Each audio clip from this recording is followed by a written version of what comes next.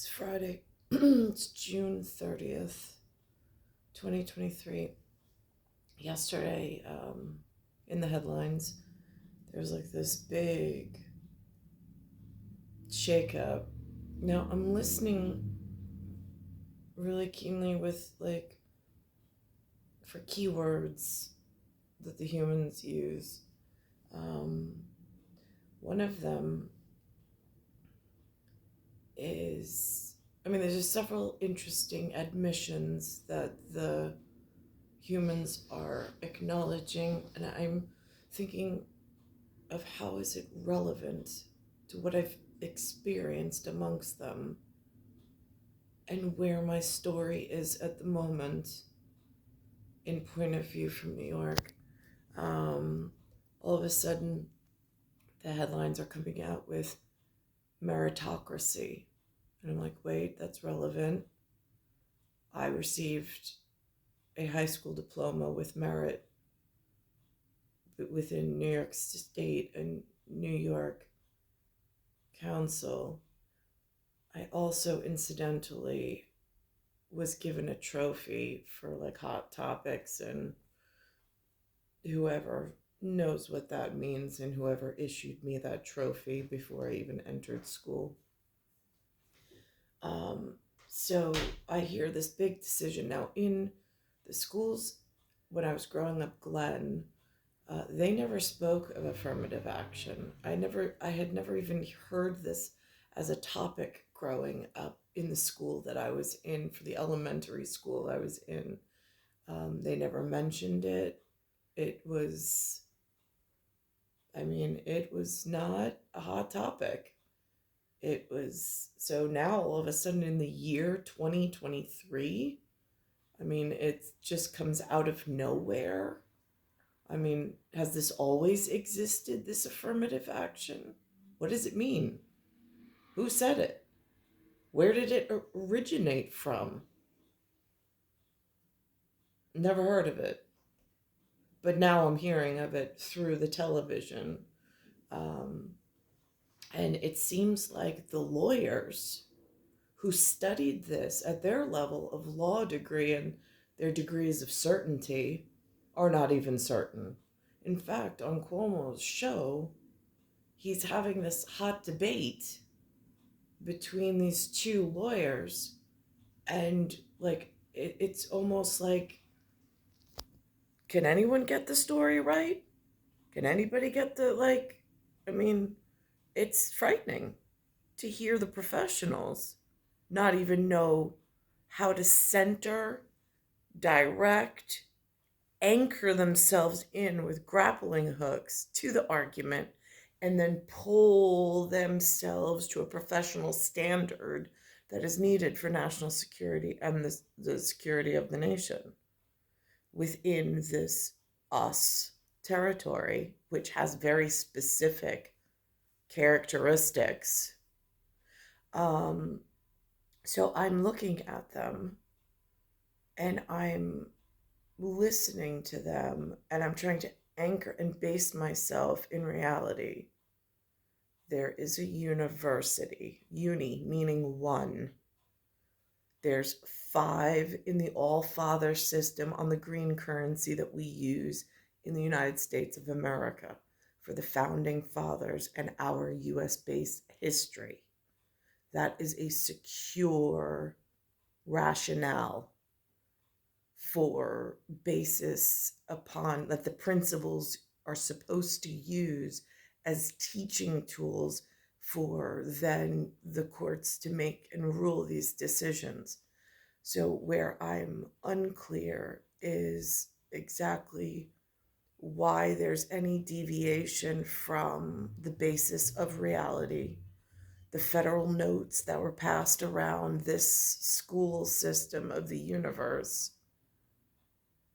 and why when things like FAA, I noticed the FAA, I was watching the headlines, FAA, I'm like, no, the day where they overturned, it's been 40 years, incidentally, I'm 45, where affirmative action's been used and my life has gone completely in the wrong direction, and something else has been creeping up and almost silencing my person, which puts my children's lives and their ability to have a livelihood in danger.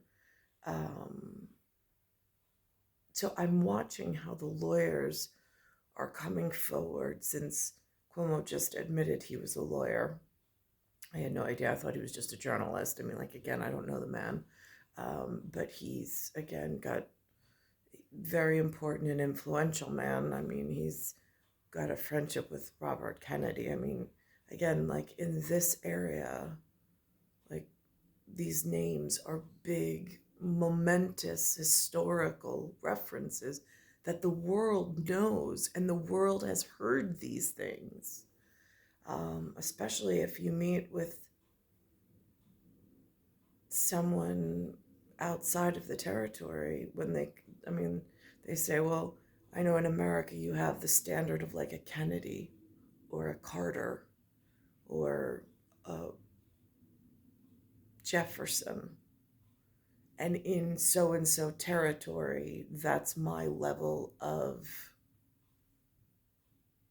like acknowledgement. I mean, that means something for legacy. Um, and it also gives a basis of reality of to whom you're meeting with.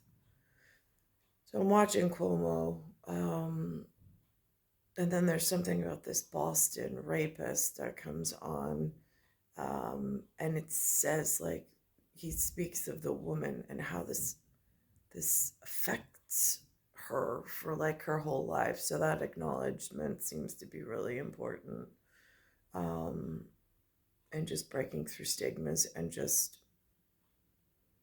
I need different kind of help at this point. Um, and so we don't lose traction or focus. And then on Morning in America, they're speaking of NASCAR, which now NASCAR is huge fuel consumption, although it has like, they have the one thing, the finish line. That's an important key word for me that I've noticed. Um, but there's other things that go around with it. And they were talking about this race that they were doing at the NASCAR level, where they're not doing it on the oval track, they're doing it as a street. And part of the design, when they spoke to the engineer of this NASCAR race that they put together in 2020, was that they're only making right turns. They're not making lefts on Noble. And I'm like, oh no, that's an interesting admission. Or an interesting change, shall we say. Um, so this is Cuomo from E129.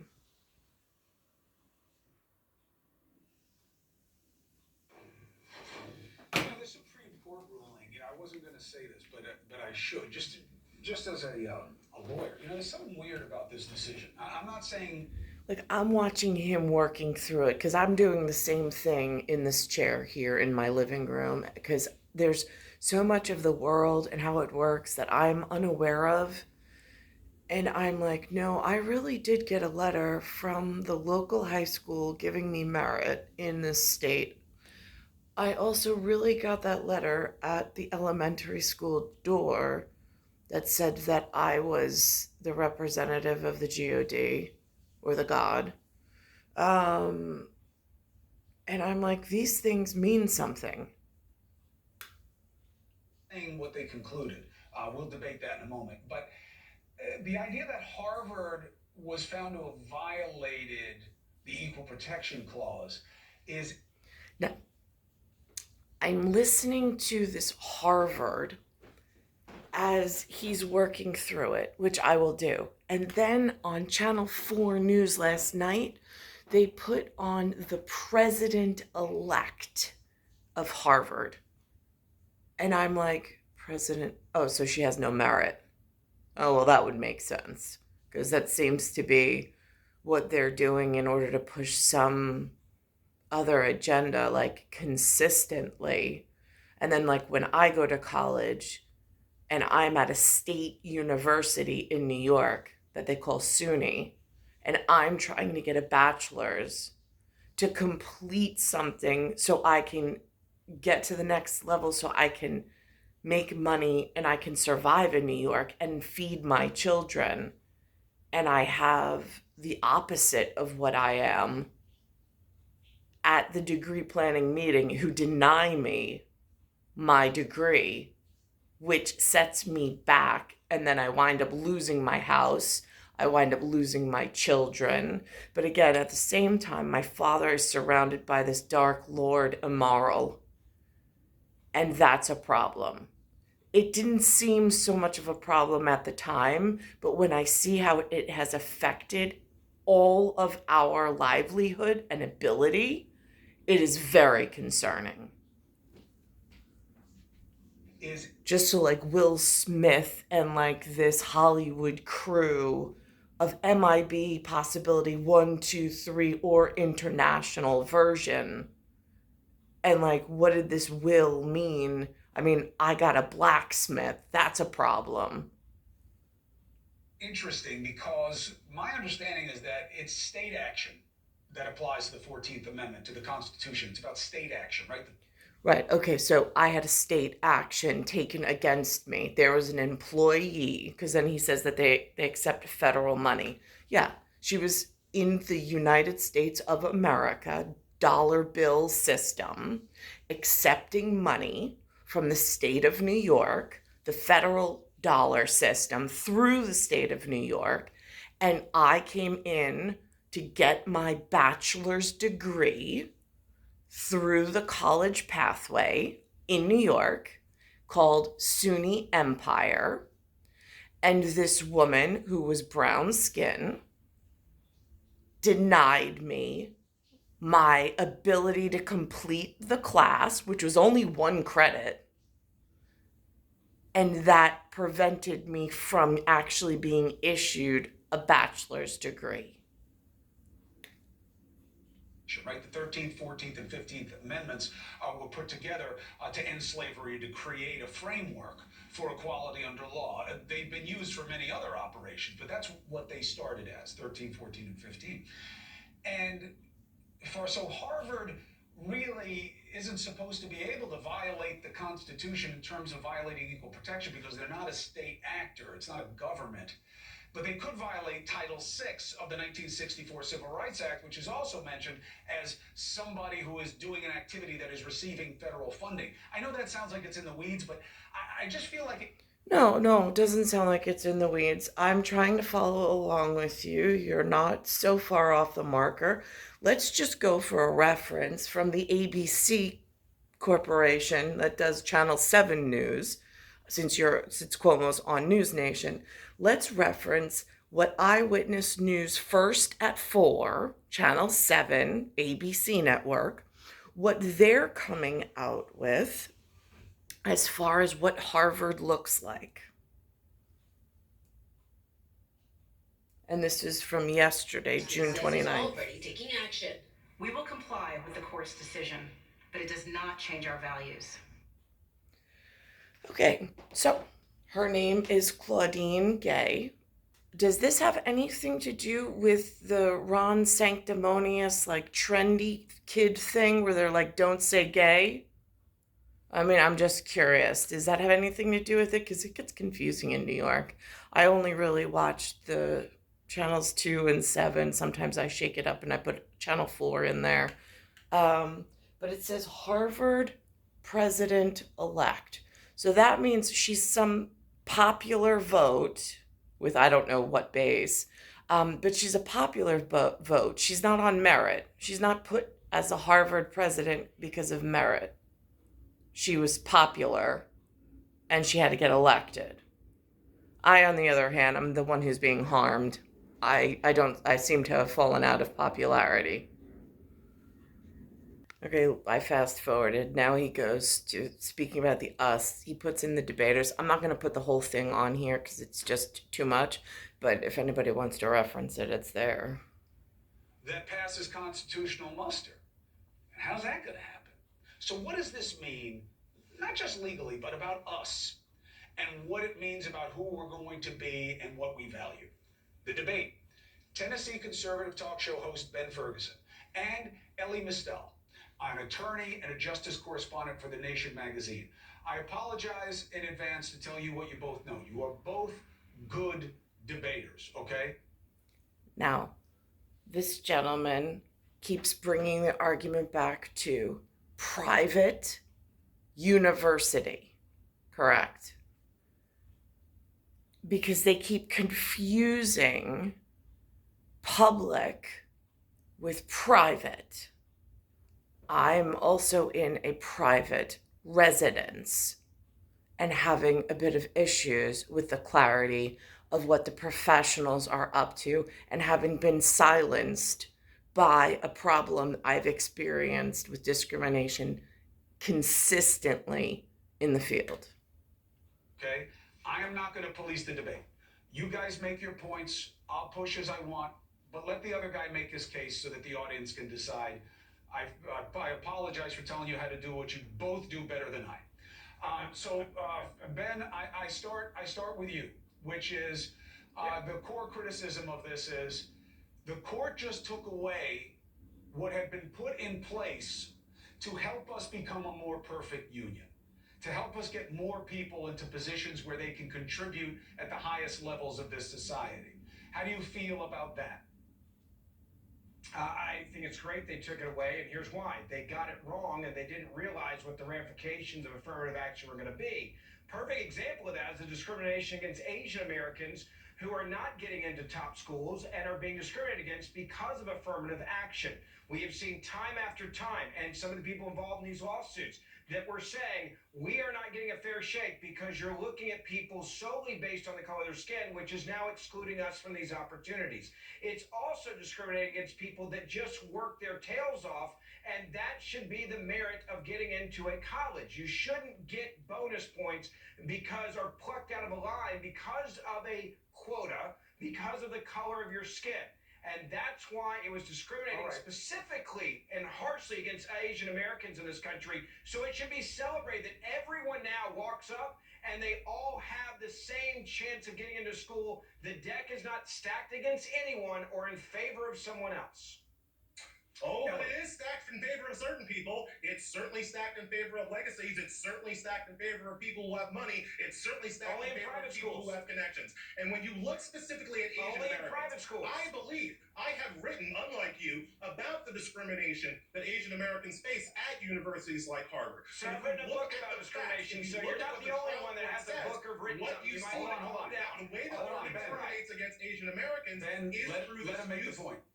Is through the use of a personal rating, which is cobbled together between like high school guidance counselors and career counselors. That discriminates against Asian Americans. They found that legacy admissions discriminate against Asian Americans. Geography considerations discriminate against Asian American students because Asian American students are not evenly spread out throughout the country. So when you have 5 kids from Montana and 5 kids from Iowa, but only 18 kids for San Francisco, that is also discriminating against. Question.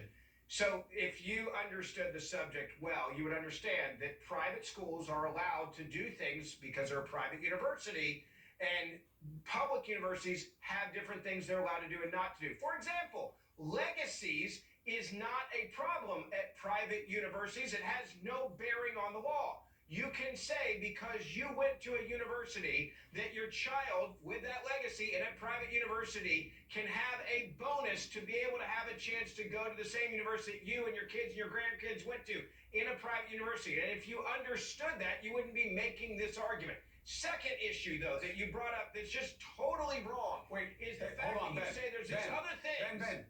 Ben, I'm going to let you make the case. I just, for the audience's consumption, let's just go one point at a time. I'll come right back to you on it. So the first point is private institution, any kind of club, anything, can make its own rules, Ellie, so it's not apples to apples. Response.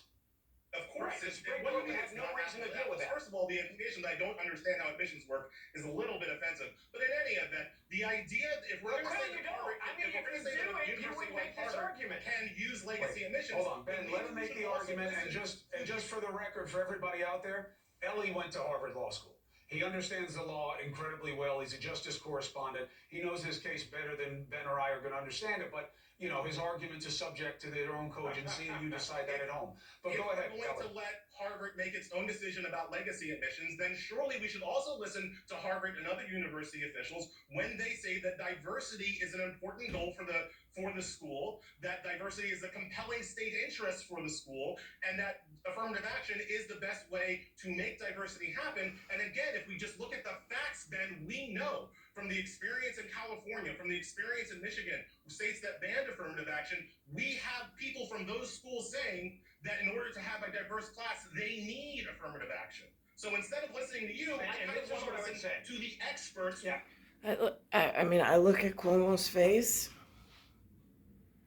and like, I feel ya. Like, honestly, like, I am there myself, like, wait a minute.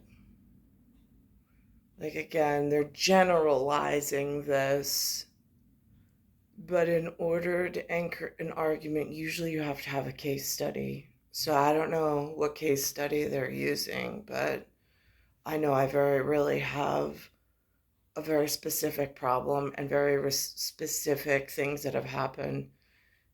And I don't even know where to bring it to in order to get it rectified the correct way. Now, here's same episode, but rewound it before those two arguments. He's speaking about the lack of closure and how sometimes the lack of closure of one event so early on in someone's life can, and in my case has, followed me my entire life. And it is just, there's so much evidence of it, and some of it's like aptly named. You got to remember how horrible the lack of closure is for people who go through a sexual assault. Go off and never go. Don't waste your whole night. Thank you, Jennifer. But for people who don't get that closure, it haunts them for the rest of their lives, and that's why you. I don't understand. It shouldn't have to be that way, but it's what happened in actuality. That's why you need to put a face to it. You need to see, you know, Lori could be a member of your family. She could be one of your friends, you know.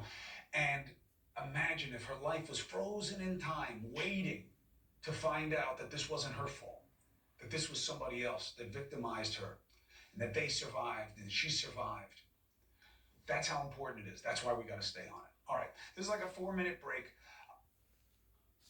Now, I'm going from that affirmative action piece, which yesterday I heard also on Channel 4. Biden said he was leaving Washington, D.C. and going straight to New York via helicopter. And I was like, oh, wow. That seems to be very important, but I don't know what was surrounding that.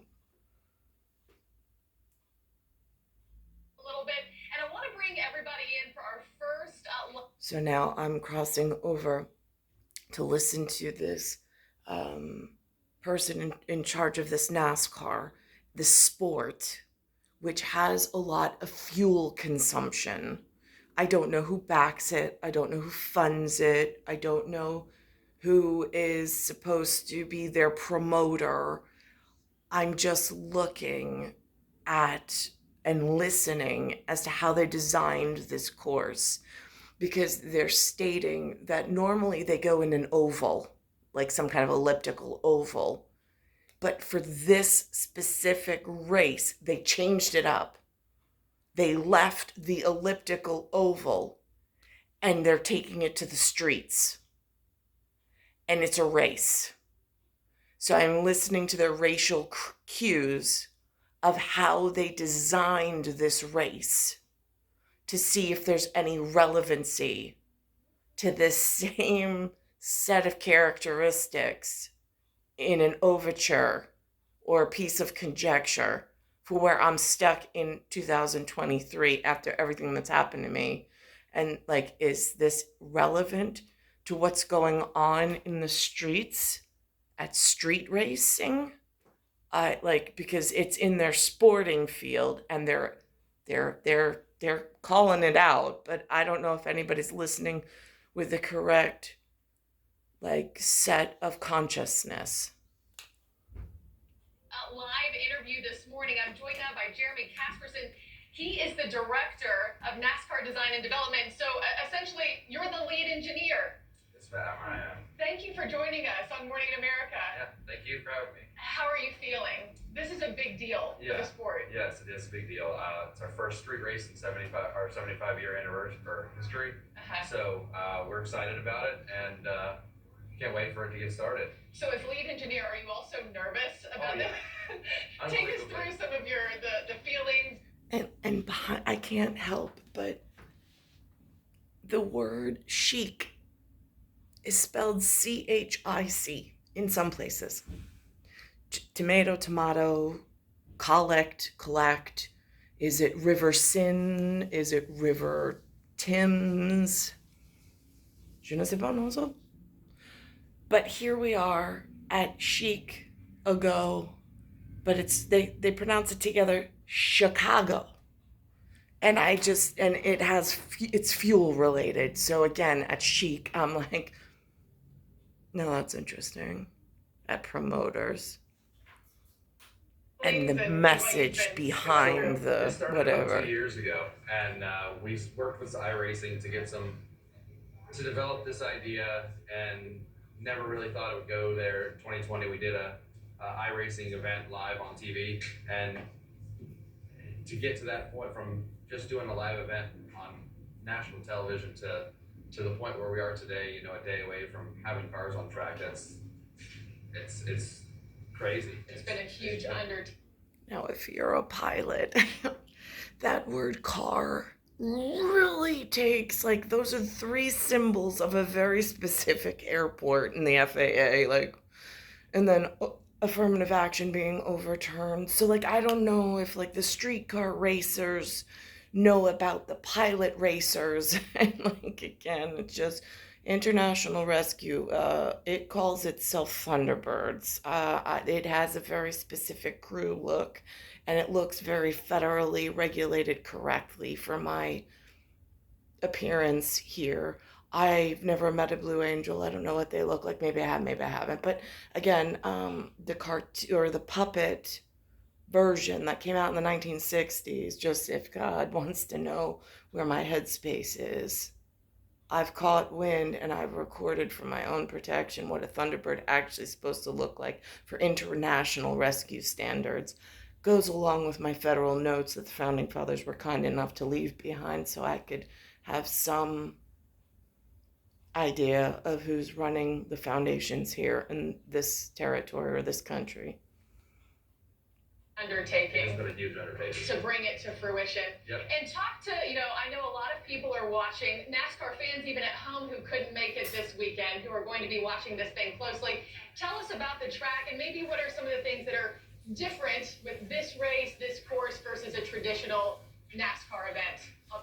Okay, so they're speaking about their racial trends at the moment. And it says to go left on Noble. But in the street race, they're going right. So the first thing that'll jump out to people is that they're going to be turning right. They usually don't turn right. We're only turning left on ovals. We have a couple of road courses like Watkins Glen and Sonoma that we run, but left on Nobles, that really at like in serfdom. It really is important with lords and nobles and kings and queens. That nobility mention really rings with resounding like, wow, okay, good Lord. What am I to do on this one? Run, but this is a whole different venue as we are limited to the width of the city streets. So there'll be a a lot more tire packs and a lot more concrete barriers than as opposed to some of our other tracks would have the safer barrier in the guardrail. So um, it'll be fun. It's going to be awesome. And I was watching an interview with Dale Earnhardt Jr., who came up here and was kind of driving the course. He said, this thing has character to it. You know, there's nuances here.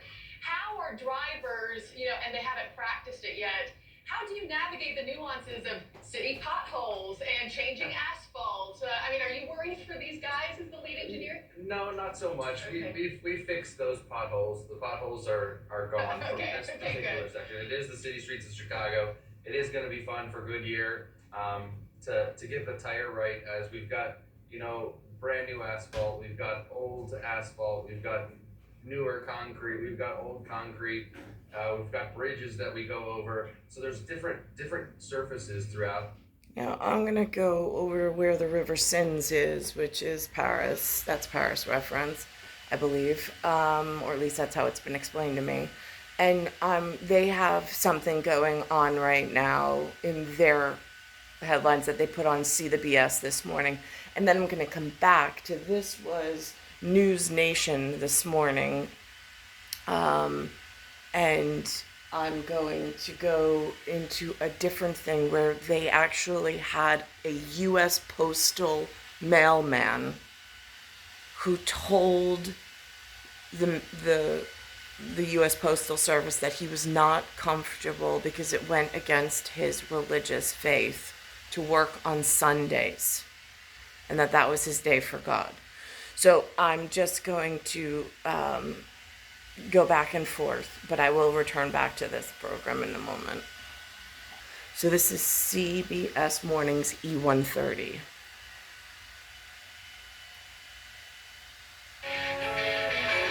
Riots erupted across France for a third straight night following the deadly police shooting of a 17-year-old during a traffic stop in a Paris suburb earlier this week. French officials report, look at this, more than 600 arrests nationwide, and say around 250 police officers have been injured. Elaine Cobb has more from Paris. Protesters launched fireworks at riot police in the suburbs of Paris, torched cars, and set buildings on fire as thousands took to the streets for a third night in a row. Police responded in large numbers, with 40,000 deployed in an attempt to restore order.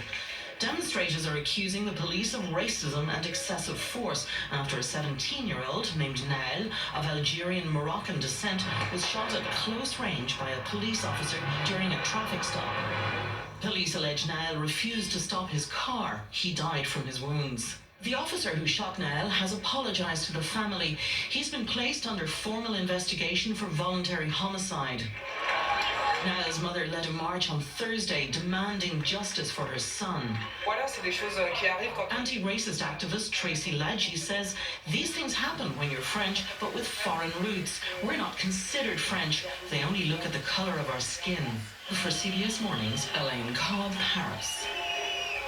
Now, see, I'm seeing their problem in foreign objective, foreign subjects, foreign nation creeping in to my very real American territory or American country. I don't know what their monetary system looks like any longer. I don't know if they're on this, like I have the 5 All-Fathers that I have portraits of.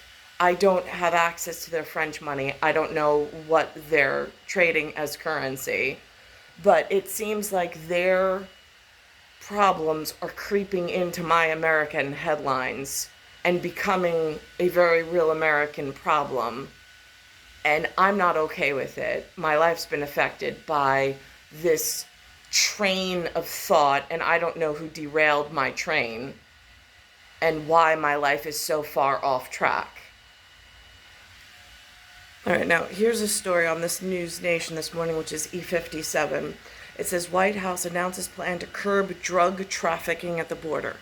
Now, what's interesting is they're going to put up somebody by the name of Gupta, and they say that he's a national drug policy so-and-so. And I'm like, no, that's interesting. What nation? because they don't specify what nation he's from. When I look to my one nation under God, indivisible, there's 5 all-fathers at like meritocracy that the Federal Reserve acknowledges as the founding fathers with the federal note system, with the us. And I'm just wondering why he's labeled as a nationalist, but it does not, and puts him in authority of some drug policy. And I'm like, now where is that drug policy relevant? Because he's speaking English, but who put him in charge of deciding drug policy interior in North America?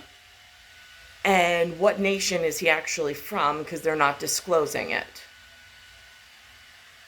Ports of entry by 2026. Why do you focus on ports of entry? Because that's where the money is, for the bad guys. As part of what Gupta calls the president's commercial disruption strategy, CBP is working with Mexican authorities to make sure the precursors, the chemicals when combined that produce fentanyl, aren't coming in the first place. Gupta says they're also assessing entire global supply chains and nailing what is being referred to as choke points, hitting them to the point that it is no longer profitable to do business in the United States. One of those choke points is, of course, working with the PRC, People's Republic of China, as well as the international shippers and consignment carriers, to make sure they're doing their part for precursor shipments. While fentanyl seizures are up 445% in Nogales when compared to last year, some who have worked... Problem doesn't begin or end at the border. It says Dr. Rahul Gupta, and it says Director of National Drug Control Policy. What nation and why is he controlling the drugs? I mean, like, again, like, who do you ask these questions to if it's affecting the streets and there's a problem? Again, like, I don't want to have a scheduling problem with a Patel, but it's just whatever and whatever. Nothing that I want to get into. Because on that same schedule, thyroid medication is definitely, like, I don't know, what were they just trying to, under that plan of like $1 a day would really add up in a placebo effect. Where does that money go? My question, anyhow. So here, this is the one with independence, with this U.S. postal worker wanting to take Sunday for God or for his faith. You know, we've been watching these rulings from the U.S. Supreme Court, many of them very polarizing.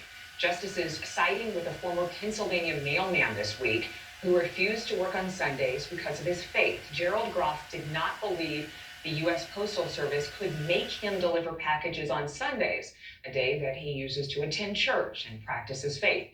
Back in April, his attorney saying the court should revisit a 50-year-old precedent, establishing a test to determine when employers should make accommodations for religious reasons. And Gerald Groff is here, as well as Chief Counsel for the Independence Law Center, Randall Wenger. Thank you both for being here this morning. Gerald, I got to ask you, how do you feel? I mean, this is the highest court in the land, and you won. Yeah, it's a terrific moment for religious freedom in America. I especially appreciate that it was a unanimous decision. Not all 9 justices, both liberal and conservative, finding, that religious freedom is important, and we want to affirm that in America.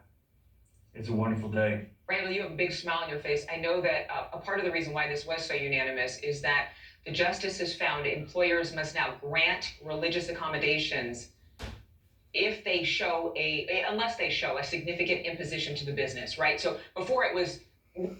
And under this topic, I was looking on my streets of New York, and it seems like those federal jobs were being distributed. I mean, like, I see what's carrying the mail to the house in my specific district.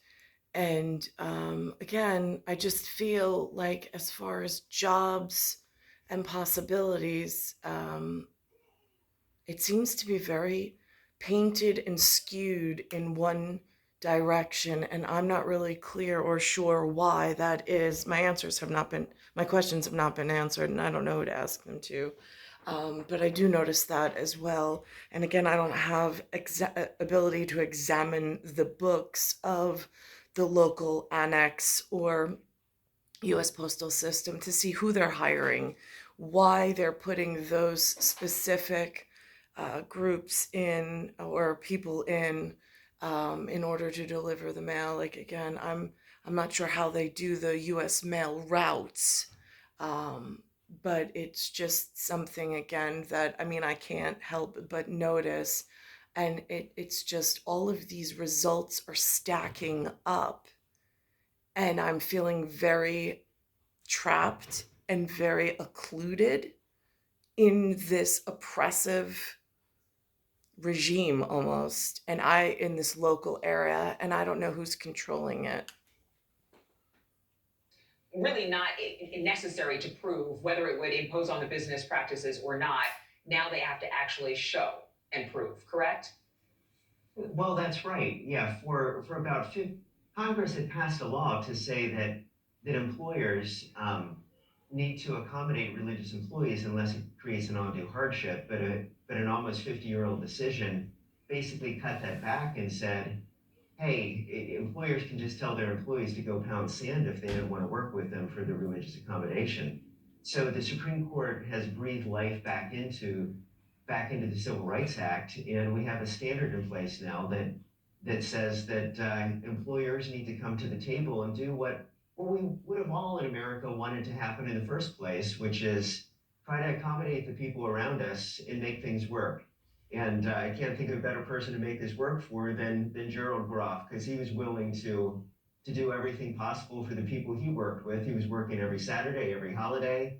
He would cover for other people's vacations and even work multiple shifts in one day to make things work for the post office. But the post office decided to not make it work for Gerald. But that's over, and now we look for a better day for freedom in America. But now it's not quite over because the case returns to the lower courts, and the Postal Service is saying that they believe they'll ultimately win this case. What's your response to that, Randall? Well, the Postal Service is wrong about that, and you would think when you get a 9-0 decision that changes the standard, that we'd be able to go forward and look forward to victory, but instead it looks like the post office would like a protracted long-term battle, and if they want that, that's what they can have. But I'm thrilled with the victory and changing the standard, because that's not only going to be able to help Gerald and to be able to win this case, but it's going to help millions of other Americans in the workplace. Yeah, it sets precedent for those who are Christian or of any faith that want accommodations when they're doing the job other days of the week.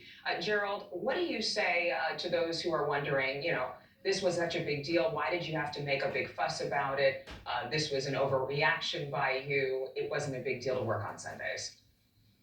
It is a big deal for me. It's one of the core tenets of what I believe as a Christian. I'm sure if you're familiar with the Easter story, the story of Jesus dying on the cross on Friday and then rising from the grave again on Sunday morning.